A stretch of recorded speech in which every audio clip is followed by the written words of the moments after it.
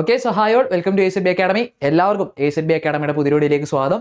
നമ്മുടെ SSCയുടെ ഭാഗത്ത് നിന്ന് വന്നിരിക്കുന്ന പ്രധാനപ്പെട്ട നമ്മൾ എക്സ്പെക്ട് ചെയ്തിരുന്നതാണ് എങ്കിലും SSCയുടെ ഭാഗത്ത് വന്നിരിക്കുന്ന പുതിയൊരു ഇമ്പോർട്ടൻറ്റ് അപ്ഡേറ്റിനെ കുറിച്ച് പറയുന്നതിന് വേണ്ടിയിട്ടാണ് നമ്മൾ ഈ ഒരു വീഡിയോ ആയിട്ട് വന്നിരിക്കുന്നത്. സോ ഓൾറെഡി നമ്മുടെ SSCയുടെ സെലക്ഷൻ പോസ്റ്റുകളുടെ നോട്ടിഫിക്കേഷൻ കഴിഞ്ഞ ദിവസം SSC പബ്ലിഷ് ചെയ്തു എന്നുള്ള കാര്യം നിങ്ങൾ എല്ലാവരും അറിഞ്ഞിട്ടുണ്ടായിരിക്കും. അപ്പോൾ നമുക്ക് അറിയാവുന്ന പോലെ തന്നെ ഈ മാസം 13 മുതൽ നെക്സ്റ്റ് മന്ത് 4-ാം തീയതി വരെയാണ്, അല്ലെ മെയ് 4-ാം തീയതി വരെയാണ് നിങ്ങൾക്ക് SSC സെലക്ഷൻ പോസ്റ്റിലേക്ക് അപ്ലൈ ചെയ്യാനുള്ള ഒരു വിൻഡോ നിങ്ങൾക്ക് ഓപ്പൺ ആവുക. അപ്പോൾ അതിൻ്റെ ഫീയുടെ ഡേറ്റും കാര്യങ്ങളും എല്ലാം, അതുപോലെ എന്താണ് കറക്ഷൻ്റെ ഡേറ്റും എല്ലാം അതിനകത്ത് പറഞ്ഞിട്ടുണ്ട്. അപ്പോൾ സെലക്ഷൻ പോസ്റ്റുകളുടെ നോട്ടിഫിക്കേഷനെ കുറിച്ച് പറയാൻ വേണ്ടിയിട്ടല്ല നമ്മൾ ഈ വീഡിയോ വന്നിരിക്കുന്നത്. പക്ഷേ ഈ നോട്ടിഫിക്കേഷനുമായിട്ട് ബന്ധപ്പെട്ട് SSCയുടെ ഭാഗത്തു നിന്നും പുതിയൊരു അനൗൺസ്മെന്റ്, എക്സാം പാറ്റേണിൽ ഒരു മേജർ ചേഞ്ച് ഇത്തവണ വന്നിട്ടുണ്ട്. അപ്പോൾ ഓൾറെഡി കഴിഞ്ഞ തവണത്തെ നമ്മുടെ SSC കണ്ടക്ട് ചെയ്ത CPO എക്സാംസ്, SSCയുടെ CPO എക്സാംസ് അറ്റൻഡ് ചെയ്തവരാണെന്നുണ്ടെങ്കിൽ അതിൽ ഒരു പ്രധാനപ്പെട്ട ചേഞ്ച് വന്ന കാര്യം നമ്മളെല്ലാം എക്സാം അറ്റൻഡ് ചെയ്തവർ കണ്ടൊരു കാര്യമായിരിക്കും, അല്ലേ? ഇപ്പോൾ ബാങ്ക് എക്സാമിനൊക്കെ ഉള്ളതുപോലെ സെക്ഷണൽ ടൈമിംഗ് ഇൻട്രൊഡ്യൂസ് ചെയ്തതിന്റെ കാര്യം നിങ്ങൾ പറഞ്ഞു കാണും. അപ്പോൾ CPOയുടെ എക്സാംസ് നമുക്കറിയാം, ഈ പറയുന്ന പോലെ ഏകദേശം 100 ക്വസ്റ്റ്യൻസ് ആണ് വരുന്നത്. ക്വസ്റ്റ്യൻസിന്റെ എണ്ണത്തിലൊക്കെ വ്യത്യാസമുണ്ട്. അപ്പോൾ ഓരോ സെക്ഷനും ഈ പറഞ്ഞാൽ general intelligence, general awareness, QA section, English language, ഇങ്ങനെ 4 സെക്ഷൻസ് ആയിട്ട് നടക്കുമ്പോൾ ഓരോ സെക്ഷൻസിനും 30 മിനിറ്റ്സ് വീതം സെപ്പറേറ്റ് ആയിട്ട്, കാരണം 2 മണിക്കൂറായിരുന്നു എക്സാം വരുന്നത്, അല്ലെ? CPOയുടെ എക്സാം എന്ന് പറയുമ്പോൾ 2 മണിക്കൂറാണ്. അപ്പോൾ 2 മണിക്കൂർ എക്സാമിനെ ഓരോന്നും അറ്റൻഡ് ചെയ്യാനായിട്ട് നമുക്കിപ്പോൾ അറിയാവുന്ന ഒരു രീതി എന്ന് പറയുന്നത്, ഇപ്പോൾ മാത്സ് ഒക്കെ പ്രശ്നമുള്ള ഒരാളാണെന്നുണ്ടെങ്കിൽ GK പാർട്ട് നമ്മൾ ആദ്യം എന്ത് ചെയ്യും, നമ്മൾ മാക്സിമം സ്പീഡിൽ നമ്മൾ കംപ്ലീറ്റ് ചെയ്യും. ദെൻ QA റീസണിംഗ് പാർട്ടൊക്കെ നമ്മൾ പെട്ടെന്ന് കംപ്ലീറ്റ് ചെയ്തിട്ട് മാത്സിന് കൂടുതലായിട്ട് ടൈം ഇൻവെസ്റ്റ് ചെയ്യുന്ന ഒരു പരിപാടി പണ്ട് നമ്മൾ ചെയ്യുന്ന എക്സാംസ് നമ്മൾ കോമൺ ആയിട്ട് ചെയ്യും. കാരണം കൂടുതൽ പേർക്കും, മെജോറിറ്റി ആളുകൾക്കും പ്രശ്നം വരുന്ന ഏരിയ എന്ന് പറയുന്നത് മാത്സ് ആണ്, അല്ലെങ്കിൽ ടൈം കൂടുതലായിട്ട് വേണ്ടി വരുന്ന ഒരു ഏരിയ എന്ന് പറയുന്നത് മാത്സ് ആണ്. അപ്പം പൊതുവെ ബാക്കി ഏരിയാസ് മാക്സിമം എളുപ്പത്തിൽ കംപ്ലീറ്റ് ചെയ്തിട്ട് ബാക്കി ടൈം കൂടുതലെടുത്ത് മാത്സ് ചെയ്യുന്ന ഒരു പ്രവണത നമുക്കെല്ലാം ഉണ്ടായിരുന്നു. അപ്പോൾ ഇത്തവണ അതിൽ ചെറിയൊരു ചേഞ്ച് വരാനായിട്ട് പോവുകയാണ്. കാരണം SSCയും എന്ത് ഇൻട്രൊഡ്യൂസ് ചെയ്തിരിക്കുകയാണ്, സെക്ഷണൽ ടൈമിംഗ് ഇൻട്രൊഡ്യൂസ് ചെയ്തിരിക്കുകയാണ്. അപ്പോൾ CPO എക്സാംസിൽ ഓൾറെഡി ഈ ഒരു കാര്യം നമ്മൾ കണ്ടതാണ്.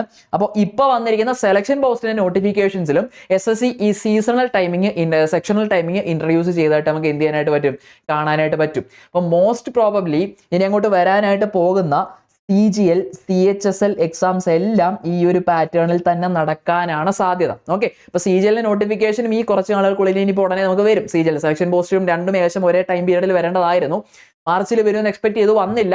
അപ്പോൾ ഈ ഏപ്രിൽ തന്നെ നമുക്ക് എന്തും ചെയ്യാം, ഈ പറഞ്ഞ പോലെ CGL നോട്ടിഫിക്കേഷൻ വരാനുള്ള സാധ്യത നമുക്ക് വളരെ കൂടുതലാണ്. ജൂൺ ജൂലൈ മാസങ്ങളിലായിട്ടൊക്കെ എക്സാം നടക്കാനുള്ള സാധ്യത വളരെ കൂടുതലാണ്. അപ്പോൾ ആ വരാൻ പോകുന്ന CGL നോട്ടിഫിക്കേഷനിലും CHSL നോട്ടിഫിക്കേഷനിലും എല്ലാം ഈ പറയുന്ന പോലെ സെക്ഷണൽ ടൈമിംഗ് ഇൻട്രൊഡ്യൂസ് ചെയ്യാനുള്ള സാധ്യത എന്ന് പറയുന്നത് വളരെ വളരെ കൂടുതലാണ്. അപ്പോൾ എന്താണ് ഈ സെക്ഷണൽ ടൈമിംഗ് ചോദിച്ചു കഴിഞ്ഞാൽ CPOയുടെ കാര്യം നമുക്ക് വിടാം. ഇവിടേക്ക് വരുമ്പോൾ നമുക്കറിയാം ടോട്ടൽ 100 ക്വസ്റ്റ്യൻസ് ആണ്, അല്ലെ? ടോട്ടൽ 100 ക്വസ്റ്റ്യൻസ് ആണ് നമുക്ക് വരുന്നത്, അല്ലെ? 4 സെക്ഷനായിട്ട് ടോട്ടൽ 100 ക്വസ്റ്റ്യൻസ് വരുന്നുണ്ട്.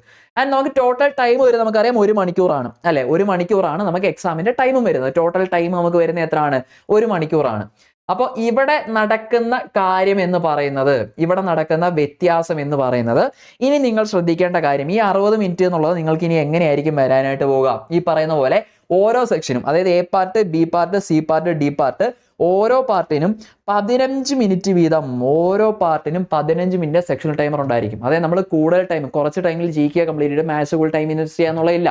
ഇനി GKക്കും ജനറൽ അവയർനെസ്, ഈ QA, അങ്ങനെ ഇംഗ്ലീഷ്, ഓരോന്നിനും നമുക്ക് എന്തായിരിക്കും 15 മിനിറ്റ്സ് വീതമായിരിക്കും ടൈം കിട്ടുന്നത്. ആ 15 മിനിറ്റ്സിൽ നമ്മൾ ഈ ഓരോ പാർട്സും ഓരോ പോർഷൻസും നമ്മൾ എന്ത് ചെയ്തിരിക്കണം, നമ്മൾ കംപ്ലീറ്റ് ചെയ്തിരിക്കണം. അല്ലാതെ നമ്മൾ ആദ്യം എല്ലാം കൂടെ കംപ്ലീറ്റ് ചെയ്തിട്ട് ബാക്കി ടൈം ഫുള്ള് എന്തെങ്കിലും ഒരു സബ്ജക്റ്റിന് വേണ്ടി സ്പെസിഫൈ ചെയ്യാന്ന് പറയുന്നത്, അല്ലെങ്കിൽ കണ്ടുവെക്കുക എന്ന് പറയുന്ന ആ ഒരു പ്രവണത നമുക്ക് ഇനി എന്ത് ചെയ്യില്ല, പറ്റില്ല.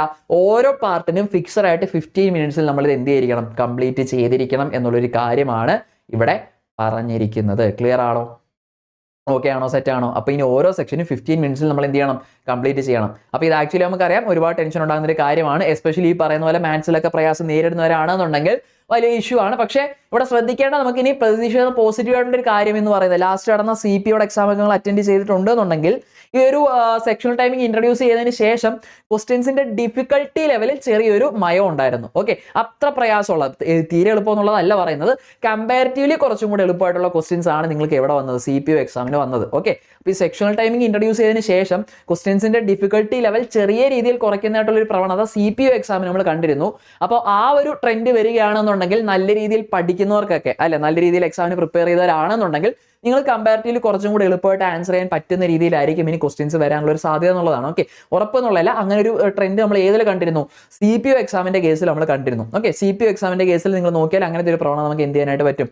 കാണാനായിട്ട് പറ്റും. ഓക്കെ, അപ്പൊ നല്ല രീതിയിൽ പഠിക്കുന്നവർക്ക് ഈ പറഞ്ഞ ലിമിറ്റഡ് ടൈമിൽ ചെയ്യാൻ പറ്റുന്ന രീതിയിലുള്ള ക്വസ്റ്റ്യൻസ് ആയിരിക്കും വരിക.